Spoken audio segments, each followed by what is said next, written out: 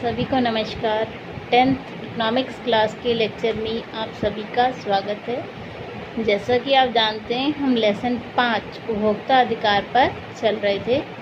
कल हमने लेसन में देखा कि उपभोक्ता कौन है, उसके बाद हमने देखा कि उत्पादक कौन है, बाजार में उपभोक्ता की भागीदारी का रूप क्या है, उसके बाद हमने देखा कि मानकीकरण क्या है, व्हाट इज स्टैंडर्डाइजेशन। उसके बाद हमने स्टैंडर्डाइजेशन करने वाली संस्थाओं के बारे में जाना, ब्यूरो ऑफ इंडियन स्टैंडर्ड और एगमार्क। उसके बाद हमने देखा कि मिलावट क्या होती है, उपभोक्ता का शोषण क्या है, उपभोक्ता के शोषण के तरीके क्या हैं। तो जो विक्रेता है, जो वस्तु को बेचने वाला है, वो उपभोक्ताओं का शोषण किस तरह से करता है, उसके बारे में जाना। तो चलिए, जो आज हम टॉपिक देखेंगे उसमें हम देखेंगे उपभोक्ता जागरूकता क्या है। देखिए, जो सबसे ज़रूरी चीज़ है वो है उपभोक्ता का जागरूक होना। आज हम उसके बारे में जानेंगे और 4 छोटी छोटी कहानियों के माध्यम से जानेंगे कि उपभोक्ताओं को क्या शिकायत थी, उन्होंने उसका समाधान कैसे करवाया। 4 छोटी कहानियां हैं जिनके माध्यम से हम ये सब चीज़ें सीखेंगे कि हम भी कैसे एक जागरूक उपभोक्ता बन सकते हैं। उसके अलावा हम देखेंगे कि उपभोक्ता आंदोलन क्या है, तो उन सब चीज़ों के बारे में जानेंगे। आइए शुरू करते हैं हम अपना आज का टॉपिक। तो शुरू करते हैं अपना लेसन कंज्यूमर राइट्स भाग 2। देखिए, कल हमने जाना था उपभोक्ता कौन है, उत्पादक कौन है, उपभोक्ता का शोषण कैसे होता है। आज हम उससे आगे देख रहे हैं उपभोक्ता जागरूकता क्या है। देखिए, जो उपभोक्ता है उसका अपने अधिकारों की समझ होना, जो वस्तुएं और सेवाएं उपलब्ध हैं उनके बारे में जानकारी होना, उस सब चीज़ें उपभोक्ता जागरूकता में आ जाती हैं। इसकी 4 श्रेणियाँ। सबसे पहली सुरक्षा पाने की, पसंद की, जानकारी की और सुना जाने की। मान लीजिए कोई गलत चीज़ बेचती है तो अगर कंप्लेंट करे तो उसकी कंप्लेंट पे रिस्पॉन्ड आए। उपभोक्ता अधिकारों की घोषणा देखिए सबसे पहले अमेरिका में 1962 में की गई थी। उपभोक्ता जागरूकता के कार्यकर्ता राल्फ नादेर हैं, जिन्हें कि इस आंदोलन का पिता भी कहा जाता है। देखिए, इस समय पूंजीवाद और वैश्वीकरण का समय है। जो अधिक से अधिक उत्पादक हैं उनका मुख्य उद्देश्य क्या है? लाभ कमाना। लाभ कमाने के लिए वो कोई भी तरीका अपनाने को तैयार हो जाते हैं, चाहे उन्हें कम वजन देना पड़े, मिलावट करनी पड़े, वस्तु की गुणवत्ता को कम करना पड़े, झूठा विज्ञापन देना पड़े। उनका उद्देश्य सिर्फ लाभ कमाना है। तो इस तरह के धोखे से बचने के लिए उपभोक्ता को चौकस रहने की आवश्यकता है। इसे ही हम क्या कहते हैं? उपभोक्ता जागरूकता। देखिए, अगला है कंज्यूमर प्रोटेक्शन एक्ट, जिसे हम कोपरा भी कहते हैं। Consumer CO protection PR act का A, तो COPRA, कोपरा। तो आइए जानते हैं उपभोक्ता संरक्षण अधिनियम क्या है। देखिए, 1986 में ये लागू किया गया था। इसका मुख्य उद्देश्य क्या है? उपभोक्ताओं को जागरूक बनाना, उनकी शिकायतों का निपटारा करवाना। उसके लिए त्रिस्तरीय न्यायिक व्यवस्था की स्थापना की गई है। तो इन अदालतों का मुख्य उद्देश्य है उपभोक्ताओं का मार्गदर्शन करना, कोई उसकी कंप्लेंट है तो उसका निपटारा करना। अब हम जानते हैं कि उपभोक्ता के अधिकार क्या हैं। मान लीजिए मैं उपभोक्ता हूँ, मैं कोई चीज़ खरीदती हूँ, तो मेरे अधिकार क्या हैं? उपभोक्ता के हितों की सुरक्षा। सबसे पहला अब हम टॉपिक देख रहे हैं, उपभोक्ता अधिकार किसे कहते हैं। अभी हमने पढ़ा ना कोपरा के बारे में। उपभोक्ता के हितों की सुरक्षा के लिए बनाए गए कानून को उपभोक्ता अधिकार कहते हैं। इसका एग्जाम्पल अभी आपने पढ़ा कोपरा। ठीक है जी, आगे चलते हैं अब हम। टाइप्स ऑफ कंज्यूमर राइट, उपभोक्ता के अधिकार कौन कौन से हैं उनके बारे में अब हम जानते हैं। देखिए, सबसे पहला अधिकार क्या है? सुरक्षा पाने का अधिकार। सुरक्षा पाने का अधिकार क्या कहता है कि आपकी सेहत के साथ कोई नुकसान नहीं होना चाहिए।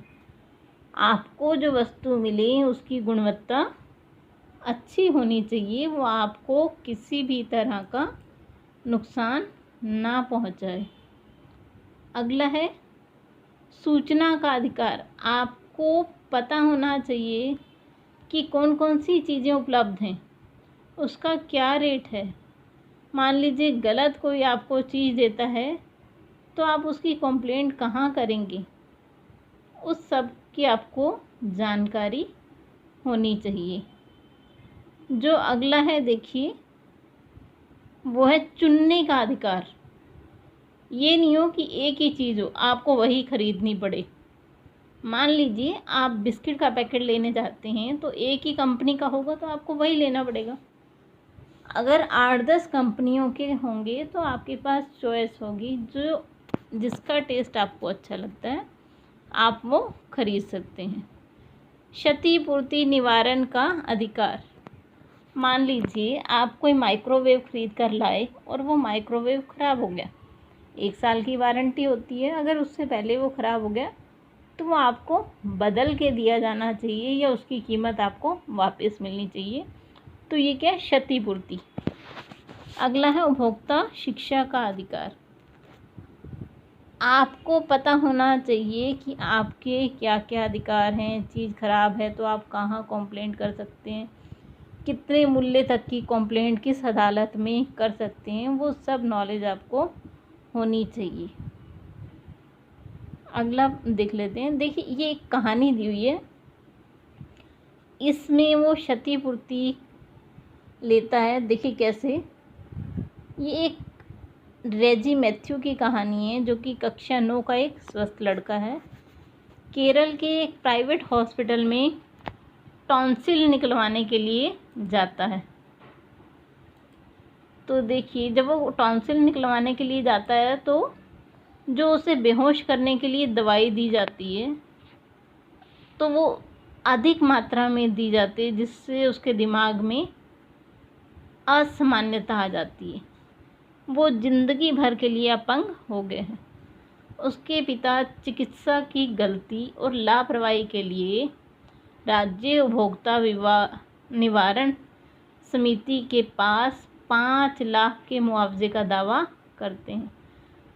जो राज्य समिति है वो मामला खारिज कर देती है कि आपके पास सबूत नहीं है। फिर रेजी के पिता दिल्ली में स्थित उपभोक्ता विवाद निवारण समिति में पुनः अपील की। मामले की जांच के बाद अस्पताल को दोषी पाया गया और उसे हर्जाना देने का निर्देश दिया गया। देखिए, ये है, अगर जागरूक उपभोक्ता थे उसके पिता, उन्होंने क्या किया, हॉस्पिटल से सेवाएं ली। अब वो सेवाएं सही नहीं मिली तो उन्होंने कंप्लेंट की, क्योंकि उन्हें पता होना चाहिए अगर राज्य उपभोक्ता अदालत ने उनकी समस्या नहीं सुनी तो आगे उन्हें कहाँ जाना है, राष्ट्रीय वाले पे। तो वहाँ पर देखिए उनकी समस्या को सुना गया और उसका निवारण किया गया। तो आप अगर यदि जागरूक उपभोक्ता बनना चाहते हैं तो आपको इन बातों का ज्ञान होना चाहिए। ये तो थी एक कहानी। अगली एक और देखते हैं। देखिए, उसमें है सूचना का अधिकार। इस कहानी में देखिए, सूचना का अधिकार 2005 में एक अधिनियम सरकार द्वारा पास किया गया था, जिसमें कोई भी नागरिक किसी भी सरकारी विभाग से कोई भी सूचना आरटीआई एक्ट के अंतर्गत प्राप्त कर सकता है। तो अब इस कहानी के माध्यम से हम जान लेते हैं। ये अमृता नाम की एक लड़की है जो कि इंजीनियरिंग डिप्लोमा कर रखा है जिसने की, और नौकरी के लिए अपने उसने सारे सर्टिफिकेट्स को जमा करवाती है, लेकिन इंटरव्यू देने के बाद भी उसे कोई रिज़ल्ट नहीं प्राप्त होता। उसने कर्मचारियों से पूछा जब जाकर कि कब तक रिज़ल्ट आएगा, तो उन्होंने उत्तर देने से मना कर दिया। तब उसने आरटीआई एक्ट का प्रयोग करते हुए एक प्रार्थना पत्र दिया और उचित समय में परिणाम की जानकारी पाना उसका अधिकार था। तो अब अधिकारियों को रिज़ल्ट की घोषणा करनी पड़ी और उसे इंटरव्यू में अच्छे नंबर मिले थे तो अपॉइंटमेंट लेटर भी दी गई। ये है सूचना का अधिकार। देखिए, अभी हमने उपभोक्ता के अधिकारों के बारे में जाना था, तो उसमें थे सूचना पाने का अधिकार, क्षतिपूर्ति पाने का अधिकार, तो इन दोनों के बारे में हमने पढ़ा। अब हम तीसरा अधिकार, चुनने का अधिकार, उसके बारे में जानेंगे। देखिए, अगली जो कहानी है, पैसे लौटाए गए। चुनने का अधिकार देखिए आप इस तरह से भी कह सकते हैं। मान लीजिए आप किसी दुकानदार के पास कोई पेस्ट खरीदने जाते हैं, तो वो ज़बरदस्ती आपको उसके साथ ब्रश खरीदने के लिए मजबूर नहीं कर सकता। वो है चुनने का अधिकार। आपको अगर ज़रूरत है तो लीजिए, नहीं तो नहीं। ये एक और कहानी है, पैसे लौटाए गए। देखिए क्या है इस कहानी में। अंसारी नगर में अभिरामी नामक एक छात्रा ने दिल्ली के व्यावसायिक पाठ्यक्रम में पढ़ने के लिए क्षेत्रीय कोचिंग संस्थान से 2 वर्षीय पाठ्यक्रम में नामांकन करवाया। देखिए ये जो लड़की आपको दी गई है पिक्चर में, इसने 2 वर्षीय कोर्स में एडमिशन लिया, लेकिन और उसकी फ़ीस उसने 61,000 रुपये जमा करवाई। जो वहाँ पर पढ़ाई का स्तर था वो अच्छा नहीं था, इसलिए उसने बीच में ही कोर्स को छोड़ दिया और अपने 1 साल के पैसे लौटाने के लिए कहा। तो इंस्टीट्यूट था, उसने मना कर दिया। फिर उसने जिला उपभोक्ता अदालत में मुकदमा दायर किया, तो न्यायालय ने 28,000 रुपये छात्रा को लौटाने का आदेश उस इंस्टीट्यूट को दिया जहाँ से कि वो लड़की पढ़ रही थी। ये है चुनने का अधिकार कि मान लीजिए आपने 2 साल की फ़ीस जमा करवा दी, वो पढ़ाई उस लेवल की नहीं है, तो आप वापस अपनी फ़ीस पाने के अधिकारी हैं। इसके अलावा उसने जो अपील लगाई उस पर 25,000 रुपये, 28,000 तो उसे लौटाया गया और साथ में उसे मुआवजा भी दिलवाया गया। तो ये सब जागरूक उपभोक्ता होने की निशानियां हैं। अब हम देखते हैं चुनने का अधिकार का एक और उदाहरण।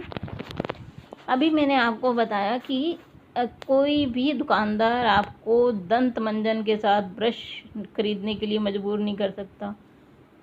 आपको जो चुनना है आप उसे चुनिए, क्योंकि अगर वो ऐसा करता है तो वो आपके चुनने के अधिकार का उल्लंघन है। देख, कभी कभी गैस कंपनियां क्या करती हैं कि जब आप नया कनेक्शन लेने जाते हैं तो चूल्हा साथ में आपको बेच देती हैं, तो आप उसके लिए भी मना कर सकते हैं, क्योंकि आपको आज़ादी है चुनने के अधिकार की। अगली एक और कहानी के माध्यम से हम देख लेते हैं कि कहाँ शिकायत करें। ये प्रकाश की कहानी है। देखिए, अपनी बेटी के लिए प्रकाश मनी ऑर्डर भेजने पोस्ट ऑफिस जाता है। प्रकाश को पता चलता है कि रुपए उसकी बेटी को नहीं मिले। देखिए, फादर ने मनी ऑर्डर करवा दिया अपनी बेटी की शादी के लिए, लेकिन जब वो घर फ़ोन करता है तो उन्हें पता चलता है कि बेटी को मनी ऑर्डर नहीं मिला। प्रकाश पोस्ट ऑफिस जाते हैं और मनी ऑर्डर के बारे में पूछताछ करते हैं। पोस्ट ऑफिस उनके प्रश्नों का जवाब नहीं दे पाता।